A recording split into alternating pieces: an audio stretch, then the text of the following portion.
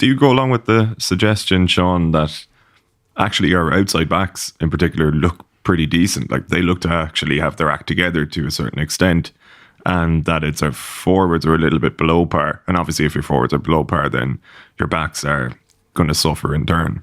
Yeah, especially in that last quarter when we see Jordan Larmour come on and have a cut, I suppose, when really Russia were out on their feet probably, and there was a little bit more space to play with. But in general, yeah, Gary Ringrose, I think, is having a phenomenal tournament, shows no signs of slowing down despite playing as much as he has to. The forward pack,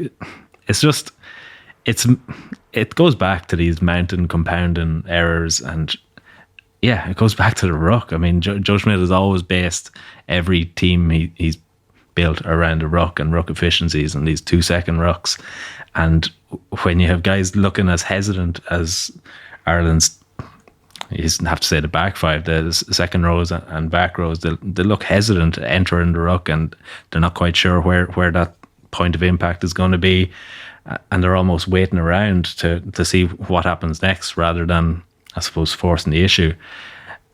And then they rely so much on that pack as well. I mean, the 2018 was built around that pack, built around the tight five, and how relentless they are in carrying and getting over the gain line. And no matter how many phases it takes, they'll get there. But against Russia, you would have liked to see them not rely on that and not go and say, right, let's see if we can push Russia over the line, and completely ignore the space and the width and any bit of invention we might have to reveal before the quarterfinals come, for fear that someone might figure us out at a later stage.